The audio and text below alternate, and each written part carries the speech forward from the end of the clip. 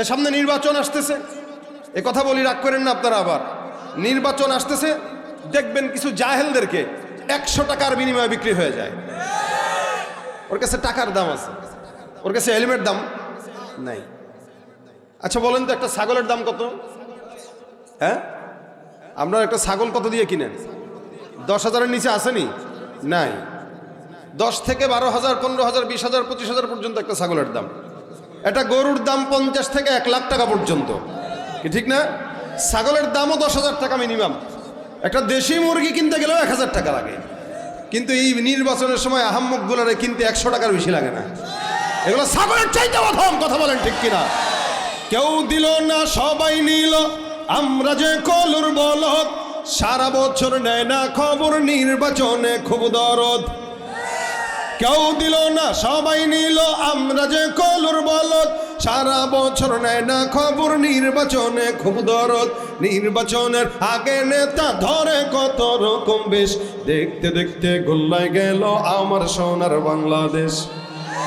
দেখতে দেখতে গোল্লায় গেল আমার সোনার বাংলাদেশ। একে একে শেষ করেছি, সবার দেখা হইল শেষ। দেখতে দেখতে গোল্লায় গেল আমার সোনার বাংলাদেশ। দেখতে দেখতে গোল্লায় গেল আমার সোনার, দেখতে দেখতে গোল্লায় গেল। মুসলমানের দেশটা মোদের আছে খাতা কলমে, দোষের দোষী যে বাজারে শাস্তি পায় যে আলেমে। আরে মুসলমানের দেশটা মোদের আছে খাতা কলমে, দোষের দোষী যে বাজারে শাস্তি পায় যে আলেমে। ওরা ইসলাম বেচেই ক্ষমতাটা পাকাপোক্ত করে বেশ, ইসলাম বেচেই ক্ষমতাটা পাকাপোক্ত করে বেশ। দেখতে দেখতে গোল্লায় গেল, দেখতে দেখতে গোল্লায় গেল আমার, একে একে শেষ করেছি, সবার দেখা হইল শেষ। দেখতে দেখতে গোল্লায় গেল। রাগ করছেন কেউ? যারা 100 টাকা দিয়ে বিক্রি হয় তাদের কাছে টাকার দাম আছে বলেই 100 টাকায় বিক্রি হয়। আবার অনেক ক্ষেত্রে 100 টাকাও লাগে না, 1 কাপ। লানা ইলমুন ওয়ালিল জুহালি মাল। আমাদের আছে এলেম, তাদের আছে তাদের সম্পদ। এ কারণে যতদিন সম্পদ থাকে ততদিন লডর বডর, সম্পদ নাই চায়নার দাম নাই, কি ঠিক না? যতদিন ক্ষমতা ছিল ততদিন দাম ছিল, এখন ক্ষমতা নাই, বেরো হইতে পারে না। ভাই সম্পদ আর ক্ষমতা এরকমই, কিন্তু ইলম ইয়াবকা, এটা কিয়ামত পর্যন্ত বাকি থাকে। শুধু তাই নয়, কবরে যাওয়ার পরেও আপনার জন্য সাক্ষী হয়ে আপনাকে জান্নাতে ঢুকায় নিয়ে যাবে। এলেম দামি না কম দামি? কিসের এলেম? এলেম মানেই দিন। এলেম মানেই কি বুঝেন? এলেম মানেই কি? জ্ঞান মানে এলেম না, জ্ঞান মানে দিন না। জ্ঞান এক জিনিস, দিনই এলেম আরেক জিনিস। সব কিছুর ব্যাখ্যা হয় না। একটু বুঝায় বলি আপনাদেরকে। আপনারা বলবেন এলেম আর জ্ঞান তো একই না। জ্ঞান বাংলায় ঠিক আছে, এলেম এলেমই। কিছু জিনিসের পরিভাষার তর্জমা হয় না। যেমন আব্বা, এটার কোনো তর্জমা হয়? বাবার কোনো তর্জমা হয়? আপনার বাবার তর্জমা যদি করেন, বাবা মানে জন্মদাতা, কি যে আপনাকে জন্ম দিছে সে বাবা। এখন আপনি কি আপনার আব্বারে কোনোদিন জন্মদাতা বলেছেন? বলেন। মারও যদি বলেন এই কি বলে এটারে গর্ভধারিণী, কেউ ডাকেই নামে না, মা মাই, বাবা বাবাই।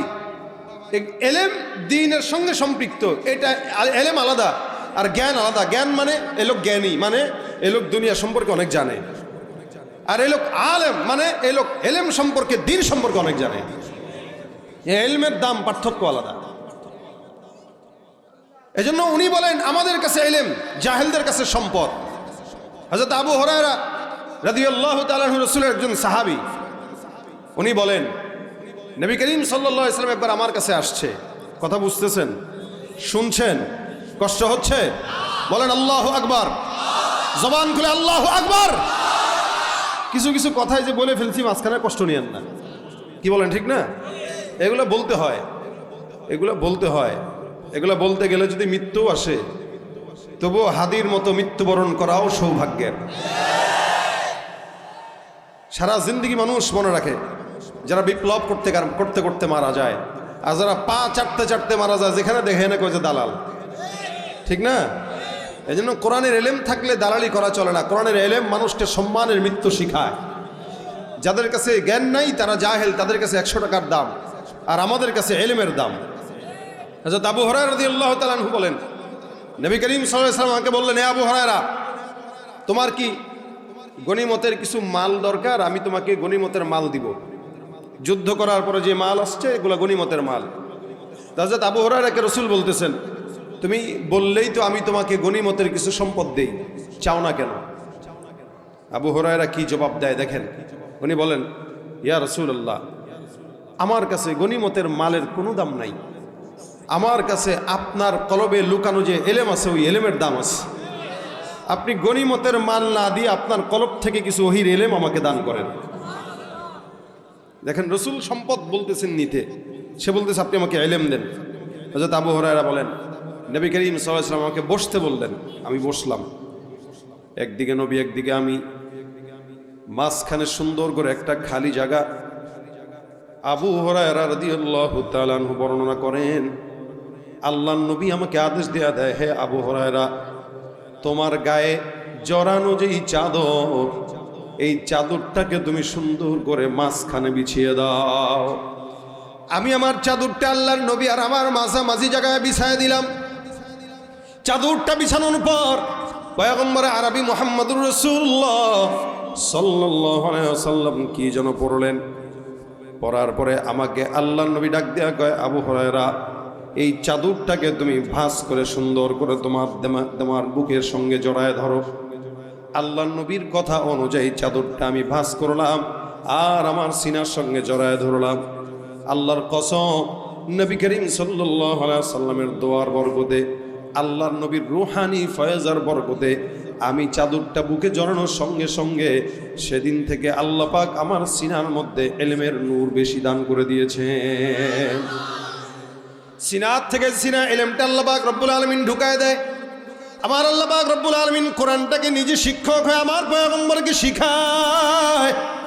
আল্লাহ নবী ডাক দিয়ে বলেন, আল্লামানি রব্বি ফাআহসানা তা'লিমা ওয়া আদাবানি রব্বি ফাআহসানা তা'দীবা। আল্লাহ নবী ডাক দিয়ে বলেন, আমি তো ইলম জানতাম না, আমার আল্লাহ পাক রব্বুল আলামিন শিক্ষক হয়ে আমাকে আল্লাহ পাক কোরআনের ইলম শিখিয়ে দিয়েছেন।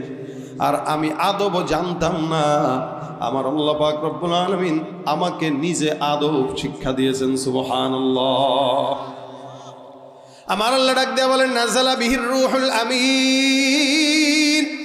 এ পয়গম্বর, আমি আল্লাহ পাক রব্বুল আলামিন ওই লাউহে মাহফুজ থেকে কোরআনটাকে জিবরিল ফেরেশতার মাধ্যমে নাজিল করলাম। নাজিল করে এটা কোথায় রাখলাম? বলে আলা কলবিক, আপনার কলবের মধ্যে বসায় দিলাম। কোথায় বসাইছে? কি বসাইছে? কোরআন। কোরআনটাকে আল্লাহ পাক রব্বুল আলামিন কলবে বসায় দিয়েছেন। আল্লাহ পাক রব্বুল আলামিন এটাকে দামি জিনিস বানাইছেন, যার কারণে দামি জায়গায় রেখে দিয়েছেন। কলবে থাকে কে? আল্লাহ। কে থাকে?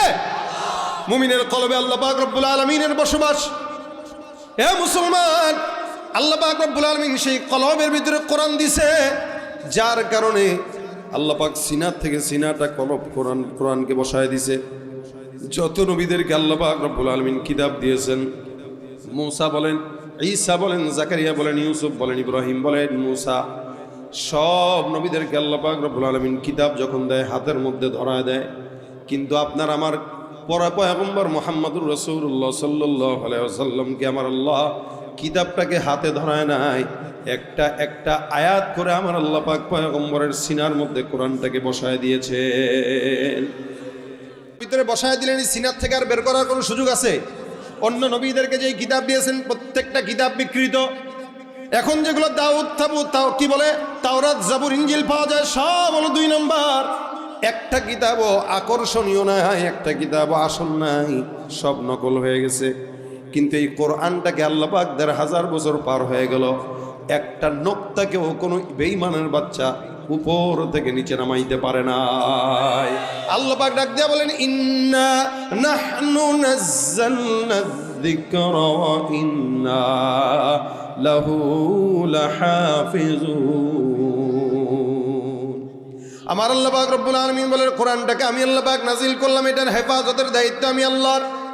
এটা যদি আমি আল্লাহ পাক রব্বুল আলামিন পাহাড়কে দিতাম, আল্লাহ পাক ডাক দিয়া বলেন, লাউ আনজালনা হাযাল কুরআনা আলা জাবাল লারাইতাহু খাশিআন মুতাসাদ্দিআ মিন খাশিয়াতিল্লাহ।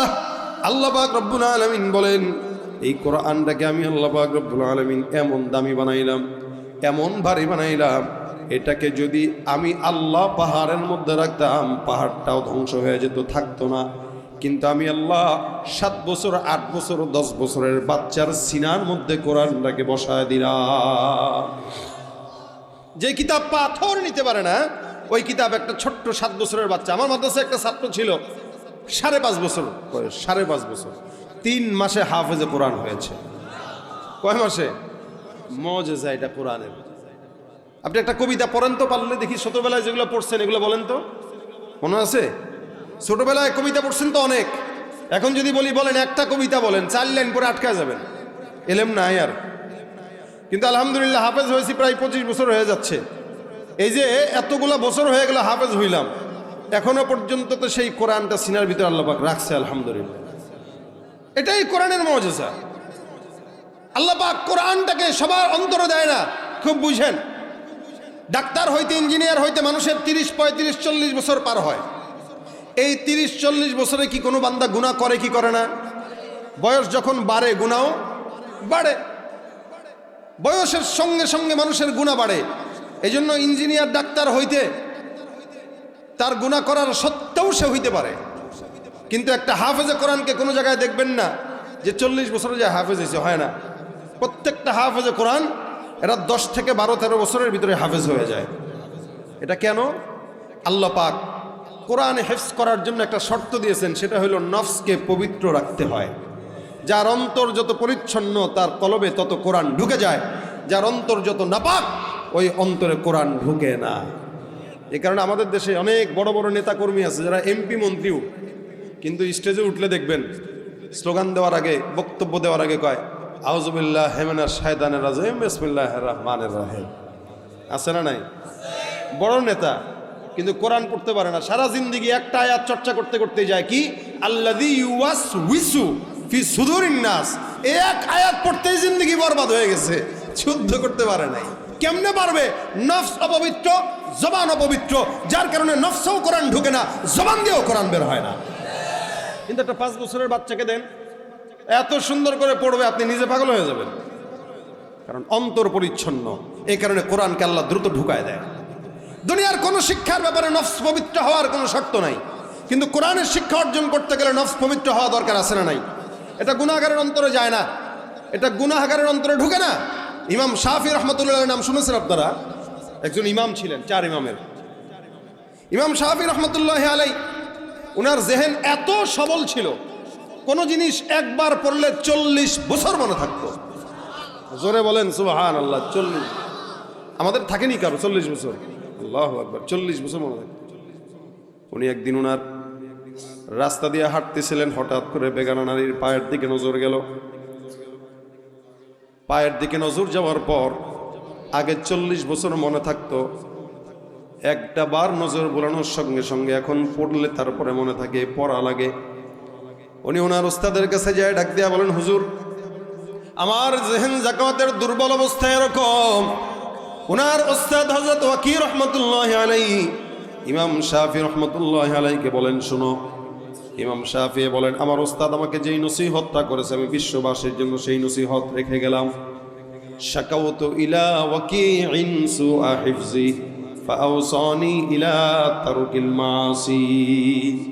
আমার ওস্তাদ আমার নসিহত করলো, শুনো, যদি গুনার কারণে তোমার জেহেন জাকাত দুর্বল হয়, আমি আমার জেহেন জাকাতের দুর্বলের ব্যাপারে আমার উস্তাদের কাছে বললাম। আমার উস্তাদ আমার এক বাক্যে বলে দিল, ইমাম শাফি শুনো, গুনাহ মুক্ত হায়াত অর্জন করো, আল্লাহ পাক রব্বুল আলামিন তারপরে তোমার জেহেনকে বাড়ায় দিবে। এটাই তোমার থেকে আমার তরফ থেকে নসিহত। কেন জানো? ফাইন্নাল ইলমা নূরুম মিন ইলাহি ওয়া নূরুল্লাহি লা ইউতা লিআসি। উনার উস্তাদ ডাক দেয়া বলেন, কারণ ইলমটা আল্লাহ পাক গুনাহগারের অন্তরে দেন না, কারণ এটা আল্লাহ পাকের ওহীর নূর। ফাইন্নাল ইলমা নূরুম মিন ইলাহি, এটা আল্লাহর তরফ থেকে একটা নূর। ওয়া নূরুল্লাহি লা ইউতা লিআসি, এই নূরটা এমন একটা দামি জিনিস যেটা আল্লাহ পাক রব্বুল আলামিন কোনো গুনাহগারের অন্তরের মধ্যে ঢুকায় না। তার মানে কোরআন যে গুনাহ করবে তার কলবের মধ্যে কোরআন ঢুকে না। যেই বান্দা যত নিষ্পাপ থাকবে আল্লাহ পাক তার বয়স 60 বছর হইলেও তার হাফেজে কোরআন হওয়ার যোগ্যতা দিয়ে দিবেন। সুবহানাল্লাহ। আমাদের দেশে এরকম অসংখ্য আকাবির বুজুর্গানে দিনরা ছিলেন যারা এক মাসে হাফেজ হয়েছে, তাও 50-60 বছর বয়সে। কিভাবে সম্ভব বলো? ওই যে বান্দা গুনাহ থেকে হেফাজত থেকেছে, যার কারণে আল্লাহ কলবের মধ্যে কোরআন ঢুকায় দিয়েছেন। এ মুসলমান, এই কারণে কোরআনটা শেখার জন্য কলবটা পরিচ্ছন্ন থাকা দরকার। আর কোরআনটা শিখা কতটুকু দরকার? তালাবুল ইলমি ফারিদাতুন আলা কুল্লি মুসলিম। প্রত্যেকটা মুসলমান নরনারীর জন্য দ্বীনের ইলম, কোরআনের জ্ঞান অর্জন করা কি। যারা করে না এরা মিসকিন, ফকির, এরা সবচাইতে গরিব, সবচাইতে গরিব। নবী বলেন যার ইলম নাই, কোরআনের জ্ঞান নাই, ওর মতো গরিব কেউ নাই, ওর মতো মিসকিন কেউ নাই। ও ফকির, যদিও টাকা আছে, পয়সা আছে, ক্ষমতা আছে, কিন্তু আখেরাতে তার কাছে কিচ্ছু থাকবে না, কারণ তার আসল জিনিসটাই নাই। আর যাদের একজন ছেলে হাফেজ হবে, আল্লাহর রহমতে যদি সে কোরআন অনুযায়ী আমল করতে পারে, তাহলে ওই একজন হাফেজ জাহান্নামী 10 জন বান্দাকে জান্নাতে ঢুকায় নিয়ে যাবে। এখানে কাদের আছে যাদের সন্তানরা মাদ্রাসায় পড়ে? আছেন কেউ? সামনে হাতটা তুলেন তো, কার সন্তান মাদ্রাসায় পড়ে? মাদ্রাসায় পড়ে কাদের সন্তান আপনাদের? এই কয়জন? হাত নামা। হাতে গোনা কয়েকজনের ছাত্র ছেলে মাদ্রাসায় পড়ে। তা আপনি বলেন তো, আপনার যদি ইন্তেকাল হয়, আপনার ইন্তেকালের পরে আপনার কবরের পাশে দাঁড়ানোর মতো কে আছে বলেন? যদি একজন আলেম হয়, তাহলে এই ছেলেটা আপনার কবরের পাশে দাঁড়িয়ে দোয়া করবে এবং দূর থেকেও আপনার জন্য দোয়া করবে। এজন্য নবী বলেন একটা মানুষের সবচেয়ে বড় সম্পদ হলো নেককার সন্তান, যে মা বাবার ইন্তেকালের পরে সন্তান মা বাবার জন্য দোয়া করতে পারে। এজন্য নিজে আলেম হইতে পারেন নাই, তো কোরআনের আলেম আপনার সন্তানকে বানান, আপনার ছেলেকে আলেম বানান। নবী বলেন কুন আলিমান আও মুতাআল্লিমান আও মুস্তামিআন আও মুহিব্বান। 4 অংশ হও। 1 নম্বর আলেম হও। এ মুসলমান, আলেম হবেন, পণ্ডিত হবেন, অথবা পণ্ডিত শিখাবেন, শিখবেন, শিখতেই থাকবেন, অথবা আলেম যারা আছে, কোরআনের জ্ঞান যারা আছে তাদের কথা শ্রবণ করবেন, নতুবা কোরআনের ওলামা একরামদেরকে মহব্বত করবেন। যদি কোনো ইমানদার মুমিন বান্দা কোনো আলেমে দিন হাফিজ কোরআনের সঙ্গে, কোরআনওয়ালার সঙ্গে মহব্বত রাখে, আল্লাহ পাক রব্বুল আলামিন তাকে মহব্বতের কারণে জান্নাত আলেমদের সঙ্গেই দিয়ে দিবে। মহব্বতের কারণে মানুষ জান্নাতে যায়। কোরআনের কারণে একটা আলেমের দাম, ভাই আমার দাম আমার চামড়ার কারণে না, আমার সিনায় কোরআনের কারণে। স্বর্ণ যেরকম পলিথিন দিয়ে কেউ বিক্রি করে না, এটার জন্য আলাদা বক্স বানায়, দামি বক্স। ওই বক্সের দাম স্বর্ণের কারণে, স্বর্ণের দাম বক্সের কারণে নয়, বরং ভিতরে স্বর্ণ ঢুকবে এই কারণে তার দাম বেশি। একটা হাফেজ আর আলেমের দাম তার কারণে না, বরং কোরআন তার সিনায় আছে এই কারণে তার দাম বেশি। এ কারণে আল্লাহ বলেন যার ভিতরে কোরআন থাকবে, ওই কোরআনওয়ালাকে যদি কেউ মহব্বত করে আমি তাকেও তার সাথে জান্নাত দিয়ে দেব। মহব্বত দামি যার সঙ্গে আল্লাহ পাক রব্বুল আলামিন আচরণ ভালো করে। আব্দুল্লাহ ইবনে মুবারক রাহমাতুল্লাহ আলাইহি বহুত বড় একজন আল্লাহওয়ালা বুজুর্গ, ওনার ঘটনা বর্ণনা করি শুনেন। আব্দুল্লাহ ইবনে মুবারক রাহমাতুল্লাহ আলাইহি অনেক বড় একজন হাফেজ ছিলেন, অনেক বড় লোক, ধনীও ছিলেন। ওনার বাড়ির পাশে একটা কামারের বাসা ছিল। কামার এই কামারটা মূর্খ মানুষ, কিন্তু কামারটা আব্দুল্লাহ ইবনে মুবারককে মহব্বত করতেন। আব্দুল্লাহ ইবনে মুবারক রাহমাতুল্লাহ আলাইহি কত বড় লোক ছিলেন দেখেন। প্রত্যেক বছর 1000 হাজী সাহেব নিজের টাকায় হজ করাইতেন। সুবহানাল্লাহ। 1000 কয়জন? 1000। আমরা তো গরিব, নিজেরাই করতে পারি না। সারা জিন্দেগি টাকা জমায় 60 বছরে একবার হজ করি। আর উনি 1000 মানুষকে হজ করাইতেন এবং 1000 মানুষের যত বাজার সদাই সব উনি নিজে করে দিতেন। কত ধনী ছিলেন। ওনাদের দিনও ছিল, দুনিয়াও ছিল। আব্দুল্লাহ ইবনে মুবারক রাহমাতুল্লাহ আলাইহি ইন্তেকাল যখন হয়েছে, উনি প্রত্যেক রাত্রিতে না জীবিত অবস্থায় প্রতি রাতে 1 খতম কোরআন এশার থেকে নিয়ে ফজর পর্যন্ত তাহাজ্জুদের নামাজে দিতেন। সুবহানাল্লাহ। আসতে বললেন। আপনাদের কাছে এটা খুব সহজ মনে হইল না? 1 রাতে খতম দিতে পারবেন আপনারা? পারবেন? আমরা তো 1 রাতে 10 পারাও পড়তে পারবো না। মানে বললাম 1 রাতে বাদ কি, সারা রমজানেও তো 1 খতম দিতে পারি না আমরা আমাদের হালতেই। উনি প্রতি রাতে 1 খতম দিতেন তাহাজ্জুদের নামাজে দাঁড়ায়। তো ওনার ইন্তেকাল হওয়ার পরে ওনার পাশে একটা খাদেম ঘুমাইছে। ইন্তেকালের পরে খাদেম ঘুমাইছে। ঘুমের ভিতরে খাদেম স্বপ্ন দেখে বিশাল বড় জান্নাত, এই জান্নাতের ভিতরে বিশাল বড় উঁচু উঁচু প্রাসাদ দেখা যায়। ওই জান্নাতের ভিতরে হুরগেলমানদেরকে দেখা যায় ছোট ছোট। জান্নাতের বিশাল বড় নিয়ামত। খাদেমটা স্বপ্নের ভিতরে তাকায় দেখে চতুর্দিকে নিয়ামত রেখে মাঝখানে আব্দুল্লাহ ইবনে মুবারক রাহমাতুল্লাহ আলাইহি ঘোরাফেরা করতেছে, জান্নাতের নিয়ামত ভোগ করতেছে, নিয়ামত খাইতেছে। আর জান্নাতের নিয়ামত খাইতেছেন, তার পাশে ওই যে কামারের বাসাটা ছিল সেই কামারকেও দেখা যায়। আব্দুল্লাহ ইবনে মুবারক যে জান্নাতে গেছে ওই জান্নাতে কামারকেও দেখা যায়। এবার খাদেম ঘুমের ভিতরে স্বপ্নের ভিতরে প্রশ্ন করলো, আল্লাহওয়ালা, আল্লাহ পাক রব্বুল আলামিন আপনার সঙ্গে কেমন মুআমালা করলো? আব্দুল্লাহ ইবনে মুবারক রাহমাতুল্লাহ আলাইহি বলেন, আমার আল্লাহ পাক রব্বুল আলামিন আমার সঙ্গে উত্তম মুআমালা করলেন। আমি কোরআনের হাফেজ হওয়ার কারণে আল্লাহ পাক আমাকে কোরআনকে সাক্ষী রাখা আমাকে বিশাল বড় জান্নাতের নিয়ামত দিয়ে দিয়েছেন। আল্লাহ নবী ডাক দেয়া বলে, কোরআন তেলাওয়াতকারী বান্দাকে আল্লাহ পাক কিয়ামতের ময়দানে বলবে, ইকরা ওয়ারতাকি ওয়ারাত্তিল কামা কুনতা তুরাত্তিলু ফিদ দুনিয়া। এ হাফেজ কোরআনের দল, একটা একটা করে কোরআনের আয়াত তেলাওয়াত করো। আমি আল্লাহ পাক রব্বুল আলামিন বললাম, ফাতিহা থেকে শুরু করবা, নাস পর্যন্ত একটা একটা আয়াত করে পড়বা। আমি আল্লাহ পাক রব্বুল আলামিন তুমি যেই জায়গায় শেষ করবা, আমি আল্লাহ জান্নাতে তোমার প্রাসাদটার উঁচু তলাটাও সেই পর্যন্ত ছোঁয়ায় দেব। সুবহানাল্লাহ। আমার আল্লাহ পাক রব্বুল আলামিন কত সম্মান দিবেন। একটা হাফেজে কোরআন যদি 6600 আয়াত পড়ে আল্লাহ পাক 6600 তলার বিশিষ্ট জান্নাতে প্রাসাদ দান করে দিবেন। সুবহানাল্লাহ। এ মুসলমান, আব্দুল্লাহ ইবনে মুবারক বিশাল বড় জান্নাত পাইল। খাদেম জিজ্ঞাসা করলো, আল্লাহ পাক রব্বুল আলামিন কেমন মুআমালা করছে? উত্তম মুআমালা করছেন। খাদেম ঘুম থেকে জেগে গেল। জাগার পরে এবার চিন্তা করলো, ওই যে কামারটাকে দেখলাম জান্নাতে, কামারটা কে? এই কামারটা মূর্খ মানুষ ছিল, তারপরেও এত আমল কেমনে করলো? আব্দুল্লাহ ইবনে মুবারক রাহমাতুল্লাহ আলাইহি খাদেম দৌড় দিয়া কামারের বাসায় চলে যায়। কামারের বাসায় যে ঠোকা দিয়া দেখে ঘরের ভিতরে তার বিবি। তার বিবিকে জিজ্ঞাসা করলো, এ মহিষে নারী, মহিষী নারী, এমন আল্লাহওয়ালা স্বামীর বউ তুমি নিজেও জানো না তোমার স্বামী কত আল্লাহ পাকের প্রিয়। আমি তোমার কাছে একটা প্রশ্ন করতে চাই, তোমার স্বামীর এমন কোন আমল আছে যে আমলের কারণে আল্লাহ পাক রব্বুল আলামিন তোমার স্বামীকে জান্নাত দান করে মাফ করে দিয়েছেন? এবার তার বিবি ডাক দিয়ে বলে, আমার স্বামীকে আমি তেমন কোনো আমল করতে দেখতাম না, তবে আমার স্বামীর দুইটা ইবাদত আমার নজরে পড়তো। এক নম্বর, আমার স্বামীকে আমি দেখতাম উনি তো মূর্খ মানুষ ছিল, তেলাওয়াত জানতো না, কোরআন জানতো না, নামাজ কোনো মতে পড়তো। তবে আমার স্বামীর দুইটা গুণ ছিল। কয়টা? এই দুইটা গুণ একটু মাথায় ঢুকেন। একটা মূর্খ মানুষ, কামারের বিবি ডাক দেয়া বলতেছে আমার স্বামীর দুইটা গুণ। এক নাম্বার, আমার স্বামীকে আমি কোনোদিন নামাজে অবহেলা দেখি নাই। আজান হতে দেরি হয়, আমার স্বামী কোনোদিন মসজিদে যেতে দেরি করে নাই। এমন হয়ে গেছে একদিন 1000 দিনারের একটা ব্যবসায়ী চুক্তি আমার স্বামীর কাছে আসছে। 1000 দিনার দিবে, মালগুলা নিবে।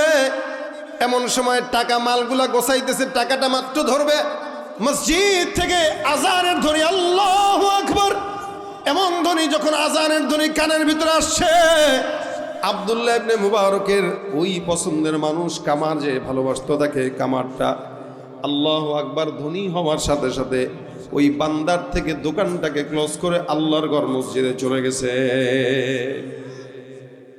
এই বেচারার টাকাও নেয় নাই, বিক্রিও করে নাই। ওই লোক ডাক দেয়া বলে, আরে ভাই বিক্রি করে যাও, টাকা তো কিছু পাইবা। তুমি যেই টাকা আমার 1000 দিনার দিছো, এটা হলো ভিক্ষুক, আমার কাছে ভিক্ষা। তুমি জানো না তোমার 1000 দিনারের চাইতে আমার মাওলা পাকের ডাক আমার কাছে অনেক পছন্দের। আমাদের ভিতরে দুর্বলতা, যার কারণে আমরা আজানের সঙ্গে সঙ্গে মসজিদে যেতে পারি না। কিন্তু কেউ যদি আজানের সঙ্গে সঙ্গে মসজিদে যায়, আমার আল্লাহর তরফ থেকে আলাদাভাবে বান্দার জন্য নেয়ামত বরাদ্দ। আমার বান্দার 1 নম্বর গুণ হলো আজানের সঙ্গে সঙ্গে মসজিদে যাওয়া।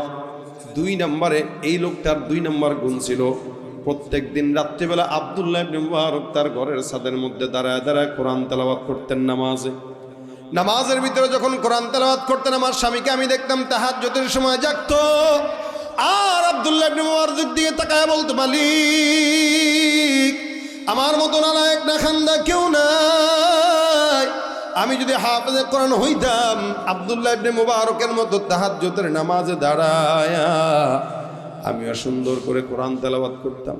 কিন্তু আমার আফসোস আব্দুল্লাহ ইবনে মুবারক প্রতি রাত্রে একটা করে কোরআন খতম দেয়, আর আমি নালায়েক না খান্দা কোরআনকে দেখেও পড়তে পারি না। আয় আল্লাহ, আমি যদি তার মতো হইতাম তাহলে আমিও কোরআন পড়তে পারতাম। আমার স্বামীকে আমি মরণ পর্যন্ত রাতের বেলা দাঁড়ায় দাঁড়ায় আফসোস করতে দেখতাম, আর কখনো কখনো কোরআনটাকে নিয়ে চুমু খেতে দেখতাম, কখনো কখনো কোরআনটাকে মাথার মধ্যে বসাইতো, বুকের মধ্যে বসাইতো, সিনার মধ্যে লাগাইতো, আর কোরআনকে বলতে কোরআন তোকে আমি মহাব্বত করি, তুই আমারে ভুলিস না। আব্দুল্লাহ ইবনে মুবারককে দেখার সঙ্গে সঙ্গে কোলের কখনো বুকের সঙ্গে লাগাইতেন, কখনো কপালের মধ্যে চুমু খেয়ে বলতেন হুজুর আমি আপনারে মহাব্বত করি, আপনি আমারে কিয়ামতে ভুলেন না। ওয়াহিব্বুস সালিহিনা ওয়ালাস্তু মিনহুম লাআল্লাল্লাহা ইয়ারযুকুনি সালাহা। আল্লাহর নবীর কাছে এক সাহাবী একবার এসে ডাক দেয়া বলে ইয়া রাসূলুল্লাহ, আমার কাছে আবু বকরের মতো ইলম নাই, আমল নাই, ওমরের মতো আমল নাই। হে পয়গম্বর, আমার মতো আবু বকরের মতো আমল নাই, ওমরের মতো আমল নাই, আলীর মতো ওসমানের মতো আমল নাই। ইয়া রাসূলুল্লাহ, আমি যে জান্নাত পাবো কি দিয়া পাবো জানি না। নবী ডাক দেয়া বলেন তাহলে তোমার কাছে কি আছে? সাহাবী ডাক দেয়া বলে পয়গম্বর আমার কাছে আপনার মহব্বত আছে। আল্লাহর নবী বলেন ইন্নাকা মা'a মান আহবাবতা, তোমার মহব্বত যার সঙ্গে থাকবে আল্লাহ তার সঙ্গে তোমাকে জান্নাত দিয়ে দিবে। জান্নাত চির সুখেরই ঘর, জান্নাত চির সুখেরই ঘর, ওগো জানতে যদি তুমি মায়া ঘেরা রঙিন পৃথিবী নয় তো সুখের খনি। জান্নাত পেতে চাই তো ইনশাআল্লাহ। এ আল্লাহর বান্দার বিবি ডাক দিয়া বলে আমার স্বামীকে আমি সবসময় আফসোস করতে দেখতাম, কোরআন তেলাওয়াত না জানার কারণে আল্লাহর বান্দা আফসোস করতো আর আলেমদেরকে মহব্বত করতো।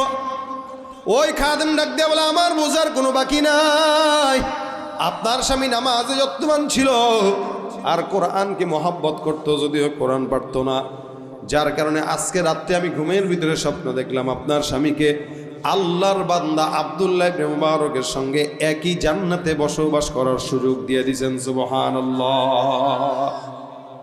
এ মুসলমান নবীর উম্মত, এই কারণে কোরআন ওয়ালাকে মহব্বত করা। নবী ডাক দিয়া বলেন হয়তো তুমি কথা শ্রবণ করো, আলেমরা কোরআন হাদিস থেকে যে সমস্ত বয়ান করে এগুলো শোনো, নয়তো আলেমদেরকে মহব্বত করো। খবরদার ওয়ালা তাকুন খামিসান, তোমরা 5 নম্বর হয় না, আলেম বিদ্বেষী হয় না। আলেম বিদ্বেষী যারা হয় তাদের জন্মেও ঠিক নাই, তারা যার সন্তান হয়ে থাকে অনেক সময়। ইমাম আযম আবু হানিফা রাহমাতুল্লাহি আলাইহি একবার ওনার কিছু ওলামা একরামদেরকে নিয়ে একটা ইলমি মজলিসে বসা, নাম শুনছেন তো? ইমাম আযম আবু হানিফা তাবেঈ ছিলেন, রাসূলের সাহাবা একরামদের থেকে হাদিস বর্ণনা করেন সরাসরি। ইমাম আবু হানিফা রহমতুল্লাহ একবার কোনো একটা ইলমি মজলিসে বসা, ওলামা একরামদেরকে নিয়ে কথা বলতেছে। পাশে কিছু ছেলেপেলেরা, এরা ফুটবল খেলতেছে, যুবকরা ফুটবল খেলতেছে, তো বলটা গড়ায় এসা এনাদের মজমার মাঝখানে পড়ছে। এখন কোনো খেলাধুলা করতেছে, বল এসা মাঝখানে পড়ছে মনে করেন।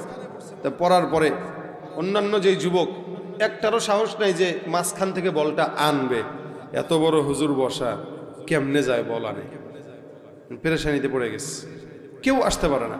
এই বলটা কেমনে নিবে।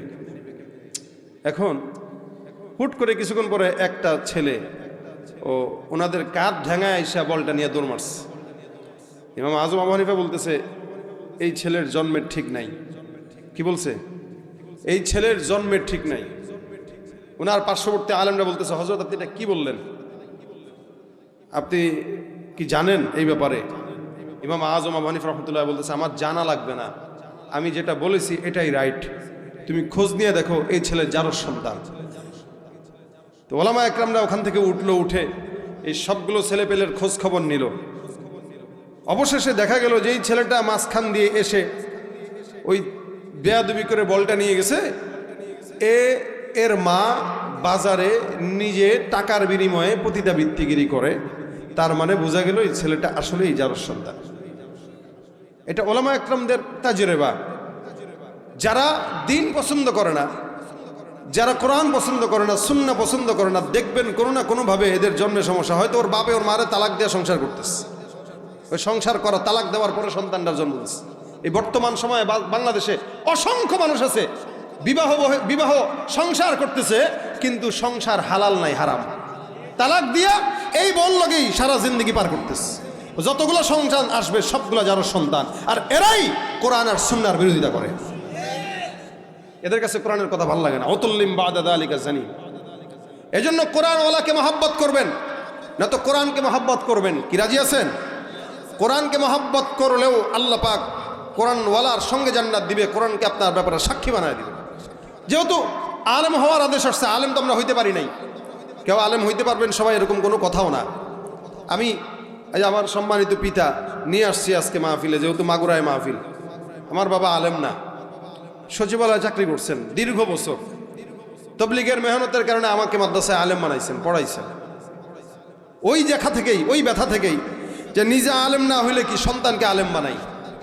এটা রাসূলের আয়াত হাদিসের উপরে আমল, যে নিজে আলেম হও নাই তো আলেমদেরকে মহব্বত করো, আলেম বানাও, আলেমদের কথা শোনো।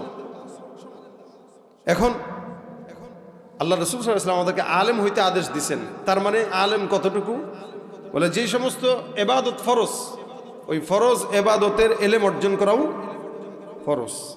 অন্তত ফরজ এবাদত করতে যে অতটুকু জ্ঞান দরকার, অতটুকু তো অর্জন করেন। এরপর আপনি আপনার সন্তানকে ডাক্তার বানান, ইঞ্জিনিয়ার বানান, আপনি আপনার সন্তানকে যেমন চা বানান। ডাক্তার বানাবেন তার আগে আগে মাদ্রাসায় ভর্তি দিয়ে কোরআন শিখান, দেখবেন কসায়ের মতো জনগণকে জবাই করবে না। আমাদের দেশে ডাক্তাররা জবাই করে আমাদেরকে। জ্বর হইলেও আলট্রাসাউন্ড টেস্ট দেয় 10টা, যতবার যাবেন ততবার পরীক্ষা, যতবার যাবেন ততবার পরীক্ষা, জবাই করতে করতে রক্ত বের করে ফেলে। আর ইঞ্জিনিয়ার যেগুলো হয় রডের পরিবর্তে রোডঘাটে বাঁশ দেয়, কি ঠিক না? যেগুলো ব্যবসায়ী হয় এগুলো 2 নম্বরই করতে করতে আমাদেরকে মারে। আর যেগুলো কোরআন ছাড়া রাজনীতিবিদ হয় এগুলা চুরি চামারি করতে করতে দেশের টাকা ওপারে পাচার করে। সহজ ভাষায় বলে ফেললাম। এজন্য কোরআন ছাড়া যেখানে যাবেন ওখানে অশান্তি। কি বলেন, ঠিক না? এজন্য কোনো আলেম ছাড়া কেউ যদি মাদ্রাসা চালায়, হে মাদ্রাসা টিকে না। বুঝেন এটা? আলেম ছাড়া মাদ্রাসা চালাইতে গেলে আমি যেমন কমো এমনি চলতে হবে। আলেম ছাড়া মসজিদের সভাপতি হবে, ওই মসজিদের রুহানিয়াত থাকবে না। এই জন্য কোরআনের ইলম প্রত্যেকটা জায়গায় দরকার। ঘর থেকে সংসদ পর্যন্ত সব জায়গায় কোরআন দরকার আছে না নাই? কোনো মানুষ যদি ডাক্তার হয়, আলেম হওয়ার পরে কোরআনের জ্ঞান শিখে ডাক্তার হয়, ওই ডাক্তার কসাই হবে না। কোনো ইঞ্জিনিয়ার কোরআনের জ্ঞান অর্জন করার পরে ইঞ্জিনিয়ার হয়, ইঞ্জিনিয়ার 2 নম্বরই হবে না। কোনো ব্যবসায়ী কোরআনের জ্ঞান শিখার পরে যদি ব্যবসা করে, ব্যবসায় ভেজাল মিশাবে না। কোনো রাজনীতিবিদ কোরআনের জ্ঞান অর্জন করার পরে রাজনীতি করে, ওই রাজনীতিতে সন্ত্রাস আর খোঁচাদাবাজি থাকবে না। কোন রাজনীতিবিদ, রাষ্ট্রনায়ক যদি কোরআন শিখার পরে রাষ্ট্রনায়কগিরি করে, ওই রাষ্ট্রে মদের আইন পাস হবে না, আল্লাহর কোরআনের আইন পাস হবে। কথা বলেন ঠিক কিনা?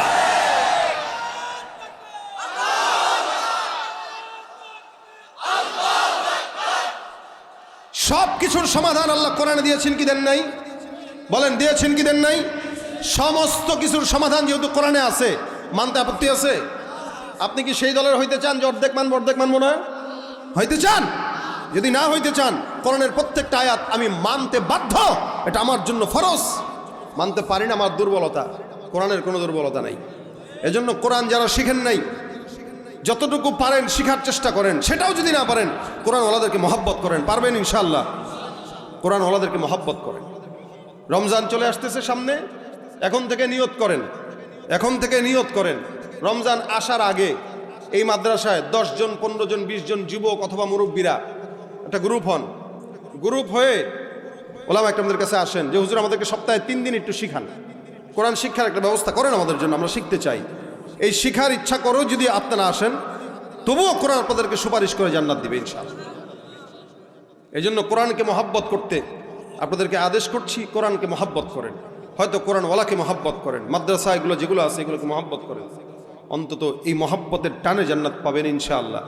আজকে মহাব্বতের দাবি থেকে আমি আপনাদেরকে বলবো, আপনাদের সন্তানদেরকে আলেম বানান, আলেম বানান। 4টা সন্তান থাকে, 2টাকে আলেম বানান, 2টাকে সাধারণ শিক্ষা শিক্ষিত করেন। আপনি তখন বুঝবেন কোন জায়গায় পার্থক্য। আর যদি সেটা না সুযোগ থাকে, ভাতিজাকে বানান, নাতিকে বানান, ওটাও সুযোগ নাই, কোনো সুযোগ নাই, তাহলে আপনি অন্তত বুড়া বয়সে কোরআন শিখেন অথবা কোরআনের চর্চা করেন। সেটাও যদি না পারেন তাহলে কোরআনওয়ালাদেরকে দূর থেকে মহব্বত করেন, গালি দিয়েন না, গালি দিয়েন না। যারা গালি দেয় এদের বললাম যে জন্মের সমস্যা থাকে। আল্লাহ পাক আমাদেরকে কোরআনের মহব্বত ঢুকায় দেখ অন্তরে, সিনায় ঢুকায় দেখ, বলেন আমিন। কোরআন শেখার চেষ্টা করবেন তো ইনশাআল্লাহ। ভাইরা আমার, আজকের এই কোরআনের মাদ্রাসা, এই মহব্বতের দাবি থেকে আপনাদেরকে বলতে চাই, কোরআনের সঙ্গে মহব্বতের দাবি থেকে এই মাদ্রাসার জন্য আপনাদের কাছ থেকে কিছু আবদার আমি করব। 1000 টাকা করে যদি কোনো ভাই থাকেন যারা প্রতিষ্ঠানটার জন্য 1000 টাকা করে দিবেন, একটু দিনের রাস্তায়, আপনার মা বাবা অন্ধকার কবরে আছে, ওনাদের কবরে বেঁচে থাকলে একটা শাড়ি দেওয়া লাগতো, একটু জামা দেওয়া লাগতো, খরচ করতেই হয় মা বাবা থাকলে। এখন তো নাই, যার কারণে খরচ করতে পারেন না। সমাধান চাও যদি জীবনে মরণে, ফিরে যাও খুঁজে নাও, চোখ রাখো কোরআনে, তবেই পাবে সুখ শান্তির ঠিকানা, তবেই পাবে সুখ শান্তির ঠিকানা, যদি মেনে নাও তুমি মনে প্রাণে। সমাধান চাও যদি জীবনে মরণে, ফিরে যাও খুঁজে নাও, চোখ রাখো কোরআনে। এ তো চির অম্লান চির মুক্তির ডাক, এ যে মহাবাণী খোদারি কালামে পাক। এই দুনিয়া আর সেই দুনিয়া, এই দুনিয়া আর সেই দুনিয়া, মুক্তি পাবে তুমি দোজাহানে। সমাধান চাও যদি জীবনে মরণে, ফিরে যাও খুঁজে নাও, চোখ রাখো কোরআনে। সমাধান চাও যদি জীবনে মরণে, ফিরে যাও খুঁজে নাও, চোখ রাখো কোরআনে। উঠানো হয়ে গেলে ব্যাগগুলো নিয়ে আসো। মহিলা প্যান্ডেলে যারা আছেন ওরা ব্যাগগুলো একটু নিয়ে আসেন। উঠানো হয়ে গেলে ব্যাগগুলো নিয়ে আসেন। আমরা দুরূদ শরীফ পড়তে থাকি। আল্লাহুম্মা সাল্লি আলা সাইয়্যিদিনা ওয়া নাবিয়িনা ওয়া শাফিঈনা ওয়া হাবিবিনা ওয়া মাওলানা মুহাম্মদ সাল্লাল্লাহু আলাইহি ওয়া আলা আলিহি ওয়া আসহাবিহি ওয়া বারাকা সাল্লাম। আস্তাগফিরুল্লাহ রাব্বি মিন কুল্লি যামবি ওয়া আতুবু ইলাইহি, লা হাওলা ওয়া লা কুওয়াতা ইল্লা বিল্লাহিল আলিয়্যিল আযীম। আজকের এই মজমায় যারা সহযোগিতা করেছে, টাকা দিয়ে, শ্রম দিয়ে, মেধা দিয়ে, আচ্ছা, অনেকে দোয়া চেয়েছেন। এই যে মুরব্বীর ওয়াইফ হসপিটালে ভর্তি, বাকি লিখতেছেন আর 1000 টাকা। আচ্ছা, ওয়াইফের নামে 1000 টাকা বাকি রাখছে। আল্লাহ যেন সুস্থতার হায়াত দান করে। ক্লাস 3-তে রেজাল্ট ভালো হয়েছে, 500 টাকা দিয়েছে। আচ্ছা, আল্লাহ সকলের মনের আশা পূরণ করুক। অনেকে অনেক নিয়তে দান করেছেন, আল্লাহ পাক সেই মুসিবতগুলো যেন, বালা মুসিবতগুলো দূর করে দেন। আস্তাগফিরুল্লাহ রাব্বি মিন কুল্লি যামবি ওয়া আতুবু ইলাইহি, লা হাওলা ওয়া লা কুওয়াতা ইল্লা বিল্লাহিল আলিয়্যিল আযীম। اللهم أنت السلام، ربنا ظلمنا أنفسنا وإن لم تغفر لنا وترحمنا لنكونن من الخاسرين، ربنا فاغفر لنا ذنوبنا وكفر عنا سيئاتنا وتوفنا مع الأبرار। আয় আল্লাহ, মেহেরবানি করে আজকের মজমাকে কবুল ও মঞ্জুর করে নাও। আয় আল্লাহ, যা আলোচনা হয়েছে আমল করার তৌফিক দাও। আয় আল্লাহ, ভুল ত্রুটি থাকলে ক্ষমা করে দাও, সওয়াবগুলো মদিনার রওজায় পৌঁছায় দাও। আয় আল্লাহ, যারা আজকের মজমার আয়োজন করেছে, টাকা দিয়ে, শ্রম দিয়ে, মেধা বুদ্ধি মাশওয়ারা দিয়ে, প্রত্যেকের সহযোগিতা আল্লাহ তুমি কবুল ও মঞ্জুর করে নাও। রব্বুল আলামিন, আমাদের ঘরে ঘরে শান্তি দান করে দাও। আয় আল্লাহ, আমাদের সকলের মনের ভিতরে কোরআনের প্রেম আর মহব্বত ঢুকায় দাও। আয় আল্লাহ, মাদ্রাসার এক উস্তাদ অসুস্থ, অ্যাক্সিডেন্ট করেছে, আল্লাহ তুমি তাকে সুস্থতার হায়াত দান করে দাও। আরেক মুরব্বী দোয়া চেয়েছেন, তার বিবি অসুস্থ, আল্লাহ তুমি তাকে সুস্থতার হায়াত দান করে দাও। অনেকেই দোয়া চেয়েছেন, নাম জানাও জানা, আল্লাহ প্রত্যেকের মনের নেক মাকাসাদে হাসানাকে পূরণ করে দাও। আয় রব্বুল আলামিন, আমাদের ভিতরে যাদের মা বাবা, দাদা দাদি, নানা নানি, ভাই বোন, আত্মীয় স্বজন অন্ধকার কবরে শুয়ে আছে, আল্লাহ প্রত্যেকের কবরগুলোকে তুমি জান্নাতের বাগান বানায় দাও। আয় আল্লাহ, যাদের মা বাবা বেঁচে আছে, আল্লাহ আমাদের মা বাবাকে নেক হায়াতে তাইয়্যিবা তাওয়িলা দান করে দাও। মা বাবার খেদমত করার তৌফিক দান করে দাও। আয় আল্লাহ মা বাবাকে সুস্থতার হায়াত দান করে দাও। আয় আল্লাহ আমাদের মা বাবাকে আমাদের কারণে বেইজ্জতি করো না। আল্লাহ আমাদেরকে তাদের নাজাতের উসিলা বানায় দাও। আয় রব্বুল আলামিন মেহেরবানি করে এলাকার উপরে খাস রহমত নাজিল করে দাও, বাংলাদেশের উপরে খাস রহমত নাজিল করে দাও। আয় রব্বুল আলামিন যারা আজকে দান করেছে প্রত্যেকের দানকে উসিলা করে নাজাতের ফয়সালা করে দাও। আয় আল্লাহ আমাদের সকলকে তোমার হাবিবের রওজা জিয়ারত করার তৌফিক দাও, তোমার ঘর বাইতুল্লাহ তওয়াফ করার তৌফিক দান করে দাও। যারা একবার গিয়েছে বারবার যাওয়ার তৌফিক দান করে দাও। আয় আল্লাহ মেহেরবানি করে মাদ্রাসাকে কবুল করে নাও, মাদ্রাসার সকল হাজত গাইবি খাজানা থেকে পূরণ করে দাও। মাদ্রাসার ওস্তাদ ছাত্রদেরকে কবুল করে নাও। আয় আল্লাহ মাদ্রাসাকে কিয়ামত পর্যন্ত জারি করে দিও আল্লাহ। আল্লাহুম্মা রযুকনা শাহাদাতান ফি সাবিলিক ওয়াজআল মাউতানা ফি বালাদি রাসূলিক। আল্লাহুম্মা সাল্লি আলা মুহাম্মাদিন নবিয়িল উম্মি ওয়া আলা আলিহি ওয়া সাল্লিম তাসলিমা। রব্বিরহামহুমা কামা রাব্বায়ানি সগীরা।